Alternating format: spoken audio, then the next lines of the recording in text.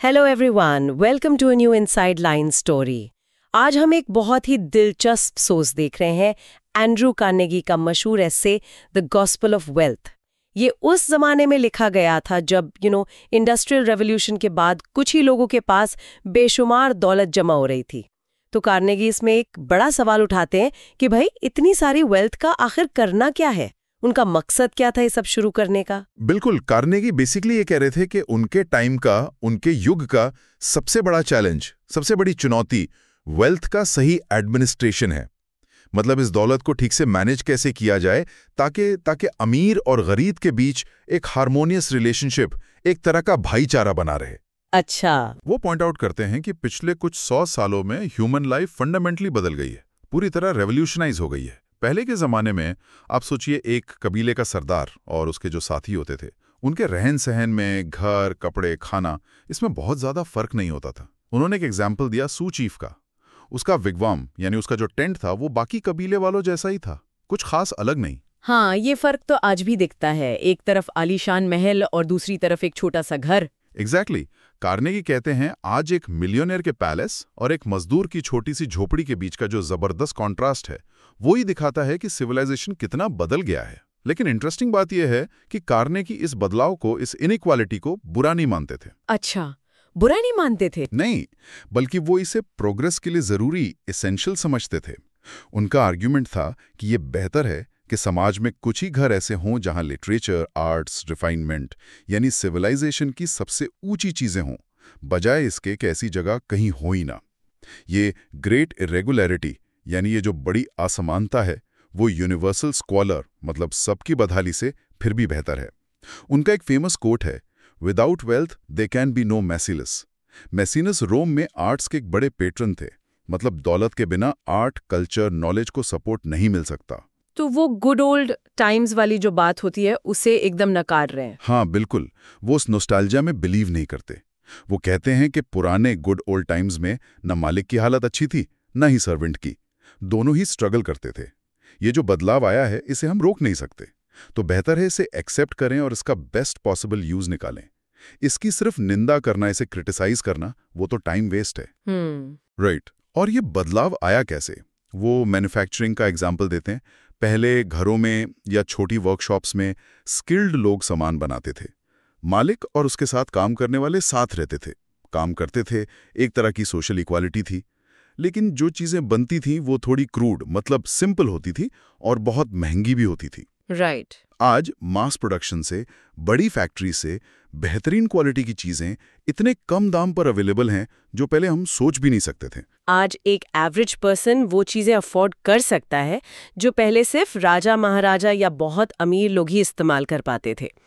जो कभी लग्जरीज थीं वो अब जरूरतें, नेसेसिटीज बन गई हैं। ओके, तो ये बदलाव समाज के लिए ओवरऑल अच्छा है, भले ही इससे इनक्वालिटी बढ़ी हो। लेकिन इस बदलाव का ड्राइवर क्या है? कार्नेगी इस बढ़ती इनइक्वालिटी का कारण किसे मान रहे थे? वो इसका सीधा कारण देते हैं कंपटीशन और साथ ही इंडिविजुअलिज्म पर जोर। लेकिन वो इन दोनों चीजों को डिफेंड करते हैं, उनका जस्टिफिकेशन देते हैं। ये इंटरेस्टिंग है। कंपटीशन को तो अक्सर एक नेगेटिव नजरिए से देखा जाता है, खासकर जब वो इनइक्वालिटी बढ़ाता है। कार्नेगी इसे कैसे जस्टिफाई करते हैं? देखिए, वो ये मानते थे कि इस बदलाव की, इस कंपटीशन की एक कीमत चुकानी पड़ती है। बड़ी फैक्ट्रीज और माइंस में हजारों लोग काम करते हैं, एम्प्लॉयर उनको पर्सनली जानता तक नहीं। समाज में एक तरह की रिजिड कास्ट्स बन जाती हैं, मालिक अलग, मजदूर अलग, आपसी अविश्वास पैदा होता है। कंपटीशन के प्रेशर में एम्प्लॉयर को कॉस्ट्स कम करनी पड़ती हैं, जिसमें अक्सर लेबर की वेजेस भी कम होती हैं, और इससे फ्रिक्शन मतलब तनाव बढ़ता है। समाज की जो पहले वाली होमोजेनिटी थी वो एक तरह से खत्म हो जाती है। हाँ, ये तो है। लेकिन कार्नेगी का स्ट्रॉन्ग बिलीफ था कि जो लॉ ऑफ कंपटीशन है, इसके फायदे इसकी कीमत से कहीं ज्यादा हैं। वो कहते हैं इसी लॉ की वजह से हमारा वंडरफुल मटेरियल डेवलपमेंट हुआ है, इतनी तरक्की हुई है। अब चाहे कानून हमें पसंद आए या ना आए, बिनाइन लगे या ना लगे, ये एक रियलिटी है, हम इसे अवॉइड नहीं कर सकते। और अभी तक इसका कोई बेहतर सब्स्टिट्यूट भी नहीं मिला है। भले ये लॉ इंडिविजुअल के लिए कभी कभी बहुत हार्ड हो सकता है, मुश्किल हो सकता है, लेकिन रेस के लिए यानी पूरी ह्यूमैनिटी के लिए ये बेस्ट है, क्योंकि ये हर फील्ड में survival of the fittest ensure करता है। जो सबसे केपेबल है वही आगे बढ़ता है। सर्वाइवल ऑफ द फिटेस्ट, ये तो डार्विन का कॉन्सेप्ट है। वो इसे इकोनॉमिक्स और सोसाइटी पर अप्लाई कर रहे हैं। बिल्कुल, इसीलिए वो कंक्लूड करते हैं कि हमें ये कंडीशंस एक्सेप्ट करनी होंगी। समाज में वेल्थ की बड़ी इनइक्वालिटी, बिजनेस का कुछ केपेबल हाथों में कॉन्सेंट्रेट होना और उनके बीच लगातार कंपटीशन, ये कंडीशंस ना सिर्फ बेनिफिशियल हैं बल्कि ह्यूमन रेस की फ्यूचर प्रोग्रेस के लिए एसेंशियल हैं, मतलब बहुत ज़रूरी हैं। और जब ऐसी कंडीशंस हैं तो उन लोगों के लिए जिनके पास स्पेशल एबिलिटी है, ऑर्गेनाइजेशनल स्किल्स हैं, मैनेजमेंट का टैलेंट है, जैसे कामयाब मर्चेंट्स या मैन्युफैक्चरर्स, उनके लिए बहुत स्कोप है। ये टैलेंट वो कहते हैं बहुत रेयर होता है, इसलिए जो लोग इसमें माहिर होते हैं उन्हें हमेशा इनॉर्मस रिवॉर्ड्स यानी बहुत बड़ा मुनाफा मिलता है। ऐसे लोग ही कैपिटल क्रिएट करते हैं। उनकी इनकम उनके खर्चों से नेचुरली ज़्यादा होगी और इस तरह वो वेल्थ अक्यूमुलेट करेंगे। ये एक नेचुरल लॉ जैसा है। ऐसे लोग रुक नहीं सकते, वो या तो आगे बढ़ेंगे या पीछे हटेंगे। और उनका आगे बढ़ना रेस के लिए उतना ही बेनिफिशियल है जितने नेचर के बाकी लॉज। तो इस लॉजिक से जो लोग इस सिस्टम को individualism, private property, wealth accumulation, competition, इन सब को बदलना चाहते थे, जैसे उस वक्त के सोशलिस्ट या अनार्किस्ट, उनके बारे में कार्नेगी क्या सोचते थे? हाँ, कार्नेगी उन्हें सिविलाइजेशन का दुश्मन मानते थे एक तरह से। वो कहते थे कि जो लोग इन फाउंडेशंस को उखाड़ना चाहते हैं वो सिविलाइजेशन की रूट्स पर ही अटैक कर रहे हैं। उनके हिसाब से सिविलाइजेशन शुरू हुई तब हुई जब एक केपेबल मेहनती इंसान ने एक लेजी कामचोर इंसान से कहा, if thou dost not sow thou shalt not reap. अगर तुम बीज नहीं बोगे तो फसल भी नहीं काटोगे। सारी ह्यूमन प्रोग्रेस वो आर्ग्यू करते हैं प्रिमिटिव कम्युनिज्म को खत्म करके इंडिविजुअल एफर्ट और रिवॉर्ड को अहमियत देने से हुई है। प्रॉपर्टी की सेक्रेडनेस, उसका पवित्र होना सिविलाइजेशन का बेस है, चाहे वो एक मजदूर के $100 हो या एक मिलियनियर के मिलियंस। इंटेंस इंडिविजुअलिज्म को छोड़कर वापस कम्युनिज्म की तरफ जाना, ये एवोल्यूशन नहीं, ये तो रेवोल्यूशन होगा। इसके लिए तो ह्यूमन नेचर को भी बदलना पड़ेगा, जो कि प्रैक्टिकल नहीं है। कार्नेगी का फोकस इस बात पर था कि हमें वो करना चाहिए जो अभी प्रैक्टिकल है, जो अभी पॉसिबल है। ओके, तो कार्नेगी ने ये एस्टैब्लिश कर दिया कि वेल्थ का कुछ केपेबल लोगों के पास जमा होना न सिर्फ इनेविटेबल है बल्कि समाज के लिए बेनिफिशियल भी है। लेकिन फिर सवाल वहीं आता है, जिन लोगों के पास ये सरप्लस वेल्थ इकट्ठी हो गई है, उन्हें इसका करना क्या चाहिए या उनकी जिम्मेदारी कैसे बनती है? ये कार्नेगी के एस्से का बिल्कुल कोर है, एकदम दिल है। वो कहते हैं कि सरप्लस वेल्थ यानी वो पैसा जो आपकी अपनी रीजनेबल ज़रूरतें पूरी करने और फैमिली की एजुकेशन वगैरह के लिए ज़रूरी अमाउंट से ज़्यादा है, उसको डिस्पोज करने के यानी इस्तेमाल करने के सिर्फ 3 तरीके हो सकते हैं। 3 तरीके? कौन कौन से? पहला, उसे मरने के बाद अपनी फैमिली, अपने बच्चों के लिए छोड़ देना यानी इनहेरिटेंस, विरासत। दूसरा, उसे पब्लिक पर्पसेस के लिए वसीयत कर देना, बीक्वीथ कर देना, जो आपके मरने के बाद काम आए। और तीसरा, जिन लोगों के पास ये वेल्थ है, वो पोजेसर्स, उसे अपनी जिंदगी में ही जीते जी कम्युनिटी के भले के लिए एडमिनिस्टर करें। 3 ऑप्शंस, इनहेरिटेंस, मरने के बाद वसीयत या लाइफ टाइम एडमिनिस्ट्रेशन। कार्नेगी किसको प्रेफर करते थे और क्यों? वो पहले 2 ऑप्शंस को काफी क्रिटिसाइज करते हैं। पहला तरीका इनहेरिटेंस यानी विरासत में दौलत छोड़ना, उनके हिसाब से सबसे इंजुडिशियस, सबसे गलत तरीका है। वो यूरोप का एग्जाम्पल देते हैं जहां टाइटल्स और फैमिली नेम्स को मेंटेन करने के लिए सारी प्रॉपर्टी बड़े बेटे को मिलती थी। लेकिन वो कहते हैं कि ये सिस्टम भी अब फेल हो रहा है और ऐसी फैमिलीज भी अब गरीब हो रही हैं। रिपब्लिकन कंट्रीज जैसे अमेरिका में बच्चों में प्रॉपर्टी इक्वली बांटना ज़्यादा फेयर लगता है। लेकिन फिर भी सवाल उठता है, लोग अपने बच्चों के लिए इतनी बड़ी वेल्थ छोड़ते क्यों हैं? शायद प्यार की वजह से, अपने बच्चों का फ्यूचर सिक्योर करने के लिए। कार्नेगी कहते हैं अगर ये अफेक्शन से है तो ये मिसगाइडेड अफेक्शन है, मतलब गलत किस्म का प्यार है। उनका ऑब्जर्वेशन कहता है कि बच्चों के लिए अच्छा नहीं है कि उन पर इतनी बड़ी बिना कमाई हुई वेल्थ का बोझ डाल दिया जाए। ये उनकी एम्बिशन, उनकी मेहनत करने की इच्छा को मार सकता है। और ये सिर्फ बच्चों के लिए नहीं, स्टेट के लिए भी अच्छा नहीं है। वो सजेस्ट करते हैं कि वाइफ और डॉटर्स के लिए एक मॉडरेट इनकम का प्रोविजन करना ठीक है, और बेटों के लिए तो बहुत ही मॉडरेट अलाउंस देना चाहिए ताकि उन्हें खुद मेहनत करके अपना रास्ता बनाना पड़े। उसके अलावा बहुत बड़ी रकम विरासत में छोड़ना गलत है। अक्सर ही रेसिपिएंट्स के लिए जिन्हें यह पैसा मिलता है, फायदे से ज्यादा नुकसान करता है। समझदार लोग वो कहते हैं जल्दी समझ जाएंगे कि ये उनके रिसोर्सेज का गलत इस्तेमाल है। ये इच्छा बच्चों की भलाई से नहीं बल्कि फैमिली प्राइड, अपने खानदान का नाम ऊंचा रखने की इच्छा से आती है। कार्नेगी ने तो ये तक कहा, I would as soon leave to my son a curse as the almighty dollar. बाप रे, मतलब वो दौलत को श्राप जैसा मान रहे थे बच्चों के लिए। हाँ, अगर वो अनअर्न्ड है और बहुत ज्यादा है तो। वो मानते थे कि कुछ एक्सेप्शन जरूर हैं जहां मिलीनियर के बेटे बिगड़ते नहीं और जिम्मेदार रहते हैं, कम्युनिटी की सर्विस करते हैं, लेकिन ऐसे केसेस बहुत रेयर हैं, बहुत कम हैं। और यहीं पे एक छोटा सा रिमाइंडर हमारे सुनने वालों के लिए, इनसाइड लाइन्स यूट्यूब चैनल को सब्सक्राइब करें और लाइक करें ताकि आपको और भी ऐसी इंस्पायरिंग स्टोरीज मिल सकें। ओके, तो इनहेरिटेंस पर कार्नेगी का व्यू काफी स्ट्रांग है और उस समय के हिसाब से तो काफी रैडिकल भी लगता है। दूसरे ऑप्शन के बारे में क्या? मरने के बाद पब्लिक यूज के लिए दौलत छोड़ना, इसमें क्या प्रॉब्लम है? दूसरा तरीका है डेथ बेड बीक्वेस्ट्स, यानी मरने के बाद अपनी वेल्थ पब्लिक कॉजेस के लिए डेडिकेट करना। इसमें प्रॉब्लम यह है कि आदमी अपनी पूरी जिंदगी पैसा जमा करता रहता है और फिर मरते वक्त उसे पब्लिक के लिए छोड़ देता है, जब वो उसे खुद एंजॉय नहीं कर सकता। कार्नेगी कहते हैं कि इसके रिजल्ट्स हिस्टोरिकली बहुत इनकरेजिंग नहीं रहे हैं। कई बार जो वसीयत करने वाला है उसका असली मकसद पूरा नहीं हो पाता, उसकी इच्छाएं कोर्ट केसेस में फंस जाती हैं या गलत तरीके से इम्प्लीमेंट होती हैं। कई बार ये लेगेसी सिर्फ उनकी फॉली, उनकी बेवकूफ़ी के मॉन्यूमेंट्स बनकर रह जाती हैं।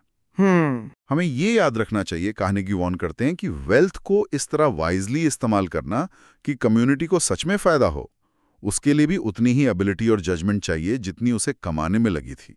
और सबसे बड़ी बात, जो काम आप मजबूरी में कर रहे हैं क्योंकि आप पैसा अपने साथ तो ले जा नहीं सकते, उसके लिए कम्युनिटी को आपका थैंक यू कहने की कोई ज़रूरत नहीं। ऐसे गिफ्ट्स में जो मरने के बाद दिए जाते हैं, कोई ग्रेस, कोई शराफत नहीं होती। ये भी इंटरेस्टिंग पॉइंट है। तो वो कह रहे हैं कि अगर पब्लिक गुड करना ही है तो मरने का इंतजार क्यों करना? बिल्कुल। और इसी से जुड़ा एक और इम्पॉर्टेंट पॉइंट वो उठाते हैं डेथ ड्यूटीज, यानी इनहेरिटेंस टैक्स पर। वो नोट करते हैं कि उनके टाइम में एक ट्रेंड बढ़ रहा था कि मरने के बाद छोड़ी गई बड़ी एस्टेट्स पर स्टेट्स ज़्यादा टैक्स लगाए। वो इसे salutary change in public opinion का चीयरिंग इंडिकेशन मानते हैं, यानी पब्लिक ओपिनियन में एक अच्छा बदलाव आ रहा है। वो पेंसिल्वेनिया स्टेट का एग्जाम्पल देते हैं, ब्रिटिश बजट का जिक्र करते हैं जहां ग्रेजुएटेड डेथ ड्यूटीज प्रपोज की गई थी। मतलब जितनी बड़ी एस्टेट उतना ज्यादा परसेंटेज टैक्स। अच्छा। कार्नेगी कहते हैं कि ये टैक्सेशन का सबसे वाइजेस्ट फॉर्म है। जो लोग जिंदगी भर सिर्फ पैसा होर्ड करते रहते हैं, जमा करते रहते हैं, उन्हें स्टेट को उसका एक बड़ा हिस्सा देना ही चाहिए।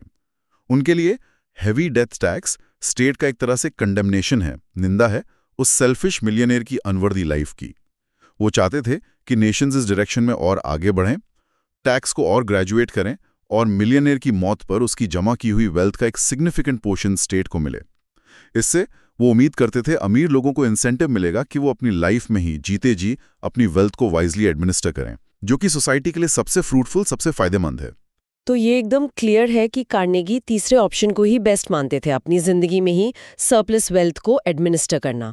वो इस सिस्टम को कैसे देखते थे? इसके फायदे क्या हैं उनके हिसाब से? हाँ, कार्नेगी के लिए तीसरा तरीका ही ट्रू एंटीडोट है, सही इलाज है इस temporary unequal distribution of wealth का। ये वो तरीका है जिससे अमीर और गरीब रिकंसाइल हो सकते हैं, उनके बीच हार्मनी आ सकती है। ये कम्युनिज्म जैसा रैडिकल नहीं है जिसमें पूरे सिस्टम को ओवरथ्रो करना पड़े, बल्कि ये मौजूदा कंडीशंस का ही एक नेचुरल एवोल्यूशन है। ये इंटेंस इंडिविजुअलिज्म पर ही बेस्ड है, लेकिन ये इंडिविजुअलिज्म को एक हायर पर्पस देता है। हायर पर्पस कैसे? ऐसे कि इस सिस्टम में वो आर्ग्यू करते हैं, कुछ लोगों के पास जो सरप्लस वेल्थ है वो सही मायनों में पूरी कम्युनिटी की वेल्थ बन जाती है, क्योंकि वो कॉमन गुड के लिए, सबके भले के लिए एडमिनिस्टर की जाती है। और ये वेल्थ जब कुछ कैपेबल हाथों से मैनेज होती है तो ह्यूमैनिटी के प्रोग्रेस के लिए, रेस की एलिवेशन के लिए एक ज्यादा पोटेंट फोर्स, एक ज्यादा ताकतवर जरिया बन सकती है, बजाय इसके कि उसे छोटे छोटे हिस्सों में लोगों में बांट दिया जाए। क्या वो इसका कोई एग्जाम्पल देते हैं कि सेंट्रलाइज्ड एडमिनिस्ट्रेशन छोटे अमाउंट्स में बांटने से बेहतर कैसे? हाँ, वो पीटर कूपर का एग्जाम्पल देते हैं, जिन्होंने न्यूयॉर्क में कूपर इंस्टीट्यूट बनाया था, जो वर्किंग क्लासेस के लिए एजुकेशन और सेल्फ इंप्रूवमेंट का एक बड़ा सेंटर बना। कार्नेगी पूछते हैं, सोचो अगर मिस्टर कूपर ने उतना ही पैसा सीधे वेजेस के फॉर्म में लोगों में बांट दिया होता, जो कि डिस्ट्रीब्यूशन का सबसे अच्छा तरीका माना जाता है क्योंकि वो चैरिटी नहीं, अर्नड इनकम है, तो क्या उससे ह्यूमैनिटी को उतना लास्टिंग, उतना परमानेंट बेनिफिट मिलता जितना कूपर इंस्टीट्यूट से जनरेशन आफ्टर जनरेशन मिल रहा है? शायद नहीं। तो फिर एक अमीर आदमी की ड्यूटी क्या बनती है कार्नेगी के हिसाब से? कैसे जीना चाहिए उसे और कैसे पैसा खर्च करना चाहिए? कार्नेगी इस पे बहुत क्लियर है। अमीर आदमी की पहली ड्यूटी है एक मॉडेस्ट अनऑस्टेंटेशियस लिविंग का एग्जाम्पल सेट करना। मतलब दिखावा, शो ऑफ, फिजूल खर्ची से बचना। दूसरा, अपने डिपेंडेंट्स, फैमिली वगैरह की लेजिटिमेट वांट्स यानी जायज जरूरतों के लिए मॉडरेटली प्रोवाइड करना। और उसके बाद जो भी सरप्लस रेवेन्यू बचता है उसे एक ट्रस्ट फंड समझना। ये पैसा टेक्निकली उसका है लेकिन मॉरली ये कम्युनिटी का है। अच्छा, ट्रस्ट फंड जैसा। हाँ, और ये उसकी ड्यूटी है, उसकी जिम्मेदारी है कि वो उसे इस तरह एडमिनिस्टर करे, इस तरह मैनेज करे जो उसके बेस्ट जजमेंट में कम्युनिटी के लिए सबसे बेनिफिशियल रिजल्ट्स प्रोड्यूस करे। इस मॉडल में अमीर आदमी सिर्फ एक एजेंट बन जाता है, एक ट्रस्टी बन जाता है अपने पूरे ब्रदरन के लिए, अपने कम प्रिविलेज्ड भाइयों के लिए। वो अपनी सुपीरियर विजडम, एक्सपीरियंस और एडमिनिस्ट्रेटिव एबिलिटी उनकी सर्विस में लगाता है, उनके लिए वो करता है जो वो शायद खुद अपने लिए नहीं कर सकते थे या कम से कम उतना इफेक्टिवली नहीं कर सकते थे। ये वाइजली एडमिनिस्टर करने की बात बहुत ज़रूरी लगती है। कार्नेगी ने कहा कि इसके लिए भी उतनी ही एबिलिटी चाहिए जितनी वेल्थ कमाने में। क्या इसमें कुछ खतरे भी हैं? चैरिटी के नाम पर गलत जगह पैसा चला जाए, इसके बारे में वो क्या कहते हैं? अच्छी और बुरी चैरिटी में क्या फ़र्क है उनके नज़रिए से? ये एक एक्सट्रीमली इंपॉर्टेंट पॉइंट है कार्नेगी के लिए। वो इनडिस्क्रिमिनेट चैरिटी यानी बिना सोचे समझे, बिना जांचे परखे किए गए दान के सख्त खिलाफ हैं। वो इसे रेस के इम्प्रूवमेंट में एक सीरियस ऑब्स्टेकल, एक बड़ी रुकावट मानते हैं। वो इतना स्ट्रांगली फील करते हैं कि वो कहते हैं बेहतर होगा कि अमीरों के मिलियंस समुद्र में फेंक दिए जाएं, बजाय इसके कि वो ऐसे खर्च हों कि स्लॉथफुल, सुस्त, ड्रंकन, शराबी या अनवर्दी नालायक लोगों को एनकरेज करें और उन्हें उनकी बुरी आदतों में सपोर्ट करें। ओह, ये तो बहुत बहुत हार्श लग रहा है। हाँ, है। उनका अनुमान था अपने एक्सपीरियंस के आधार पर कि हर $1000 जो तथाकथित चैरिटी में खर्च होता है उसमें से $950 अनवाइजली स्पेंड होता है। यानी ऐसे खर्च होता है कि वो उन्हीं बुराइयों को बढ़ाता है जिन्हें वो कम करना चाहता था। वो एक फिलोसोफर का एग्जाम्पल देते हैं जिसने एक अनजान बेगर को कुछ पैसे दिए, ये जानते हुए भी कि वो शायद उन पैसों का गलत इस्तेमाल करेगा। कार्नेगी कहते हैं कि ये उस फिलोसोफर की लाइफ का सबसे सेल्फिश और बुरा एक्शन था, क्योंकि उसने थोड़ी देर के लिए अपने कॉन्शियंस को शांत करने के लिए एक ऐसे एक्ट को सपोर्ट किया जो पोटेंशियली हार्मफुल था। वाह, ये तो चैरिटी के हमारे आम ख्याल के बिल्कुल उलट है। तो फिर सही तरीका क्या है मदद करने का, अगर सीधे पैसे देना ठीक नहीं तो? कार्नेगी का प्रिंसिपल सिंपल है। उनकी मदद करो जो अपनी मदद खुद करेंगे। Help those who will help themselves. Charity का एम होना चाहिए लोगों को मीन्स प्रोवाइड करना, साधन देना जिससे वो खुद को इम्प्रूव कर सकें, उन्हें एड्स देना, सपोर्ट देना जिससे वो ऊपर उठ सकें, असिस्ट करना, लेकिन रेयरली या कभी भी पूरा काम उनके लिए नहीं करना, क्योंकि ना इंडिविजुअल ना ही रेस सिर्फ आर्म्स गिविंग यानी भिक्षा देने से इंप्रूव होती है। उनका मानना था कि जो लोग सच में असिस्टेंस के वर्दी हैं, जो खुद मेहनत करना चाहते हैं, उन्हें रेयर केसेस में ही डायरेक्ट फाइनेंशियल हेल्प की जरूरत पड़ती है। रेस के रियली वैल्यूएबल मेंबर्स जो सोसाइटी में कंट्रीब्यूट करते हैं, वो कभी भीख नहीं मांगते, सिवाय किसी एक्सीडेंट या सडन कैलामिटी के। हाँ, वो मानते हैं कि हर किसी के पास ऐसे इंडिविजुअल केसेस आते हैं जहां टेम्परेरी असिस्टेंस जेन्युइन गुड कर सकती है, किसी को बुरे वक्त से निकालने में मदद कर सकती है। लेकिन एक इंडिविजुअल कितना वाइजली दे सकता है, ये लिमिटेड है, क्योंकि उसे हर केस के सर्कमस्टांसेस की पूरी नॉलेज नहीं होती। इसीलिए उनके मुताबिक सच्चा रिफॉर्मर वो है जो अनवर्दी को एड न करने में उतना ही केयरफुल है जितना वर्दी को एड करने में, क्योंकि आर्म्स गिविंग में गलत लोगों को रिवॉर्ड करके वाइस यानी बुराई को बढ़ावा देकर हम फायदे से ज्यादा नुकसान कर सकते हैं। तो अगर डायरेक्ट आर्म्स गिविंग इतनी प्रॉब्लमैटिक है तो फिर ये सरप्लस वेल्थ कैसे एडमिनिस्टर होनी चाहिए? किस तरह के प्रोजेक्ट्स में पैसा लगाना चाहिए? इसीलिए कार्नेगी कहते हैं कि अमीर आदमी ऑलमोस्ट रेस्ट्रिक्टेड है उन एग्जाम्पल्स को फॉलो करने में जो पीटर कूपर या एनोक प्रेट जैसे लोगों ने सेट किए हैं। कम्युनिटी को बेनिफिट करने का सबसे अच्छा तरीका है उनके लिए लैडर्स यानी सीढ़ियां प्रोवाइड करना, जिन पर एस्पायरिंग लोग जो खुद आगे बढ़ना चाहते हैं चढ़ सकें, टेस्ट को इम्प्रूव करें। पब्लिक हॉल्स, म्यूजियम्स और दूसरे पब्लिक इंस्टीट्यूशंस जो लोगों की जनरल कंडीशन को इम्प्रूव करते हैं, उन्हें सेल्फ इम्प्रूवमेंट के टूल्स देते हैं। इस तरह से सरप्लस वेल्थ को मास ऑफ द पीपल में वापस लौटाना, उन फॉर्म्स में जो उन्हें टेम्पररी रिलीफ नहीं बल्कि लास्टिंग गुड परमानेंट फायदा दे सकें। तो कार्नेगी का आखिरी संदेश क्या है वेल्दी लोगों की जिम्मेदारी के बारे में? उनका अल्टीमेट विजन क्या है इस गॉस्पेल ऑफ वेल्थ से? वो समाज को कैसा बनता हुआ देखना चाहते थे? कार्नेगी का कोर मैसेज, उनका गॉस्पेल यही है कि अमीर लोग अपने वेल्थ के सिर्फ ट्रस्टीज हैं, सिर्फ रखवाले हैं कम्युनिटी के लिए। उनका विजन एक ऐसी सोसाइटी का है जहां इंडिविजुअलिज्म तो रहेगा लोग अपनी एबिलिटी से वेल्थ क्रिएट करेंगे, लेकिन वो वेल्थ अल्टीमेटली कम्युनिटी की भलाई के लिए इस्तेमाल होगी through the voluntary actions of the wealthy themselves. ये उनके हिसाब से ह्यूमैनिटी के डेवलपमेंट का अगला लॉजिकल स्टेज है। इससे रिच और पुअर की जो प्रॉब्लम है, जो कॉन्फ्लिक्ट है, वो सॉल्व होगी और धरती पर शांति और सद्भावना, peace on earth among men goodwill आएगी। और उनका सबसे पावरफुल, सबसे मेमोरेबल स्टेटमेंट आखिर में आता है, एक तरह की वार्निंग भी है। वो आदमी जो मरते वक्त अपने पीछे कई मिलियंस की अवेलेबल वेल्थ छोड़ जाता है, जिससे वो अपनी जिंदगी में एडमिनिस्टर कर सकता था, कम्युनिटी के लिए यूज कर सकता था, वो अनवेप्ड, अनऑनर्ड एंड अनसंग, बिना किसी के आंसू बहाए, बिना किसी सम्मान के, बिना किसी गुणगान के इस दुनिया से चला जाएगा। चाहे वो मरने के बाद उस ड्रॉस, उस कचरे को, जैसा वो उसे कहते हैं, क्योंकि वो उसे साथ नहीं ले जा सकता, किसी भी यूज के लिए छोड़ दे। ऐसे लोगों के लिए पब्लिक का वर्डिक्ट आने वाले समय में ये होगा, the man who dies thus rich dies disgraced. The man who dies thus rich dies disgraced. यानी जो आदमी इस तरह अमीर मरता है, वो बेइज्जती की मौत मरता है। कार्नेगी के ओपिनियन में यही दौलत के बारे में ट्रू गॉस्पेल, सच्चा संदेश है। जो आदमी इस तरह अमीर मरता है, वो बेइज्जती की मौत मरता है। ये वाकई एक बहुत स्ट्रॉन्ग कंक्लूडिंग थॉट है। कार्नेगी ने तो 19th सेंचुरी में अपना गॉस्पेल दे दिया था, लेकिन एक सवाल मन में आता है, क्या आज के इस ग्लोबलाइज्ड कॉम्प्लेक्स वर्ल्ड के बिलियनर्स इस फिलॉसफी को सच में अपना सकते हैं या अपनाते भी हैं? या फिर दुनिया इतनी बदल गई है कि कार्नेगी के ये आइडियाज अब शायद सिर्फ हिस्टोरिकल इंपॉर्टेंस के रह गए हैं? ये सोचने वाली बात है। So we'll meet again in the next episode with another inspiring story. Until then, thank you from the Inside Lines YouTube channel, and if this video reaches 5,000 likes, I'll create the second part. Thank you.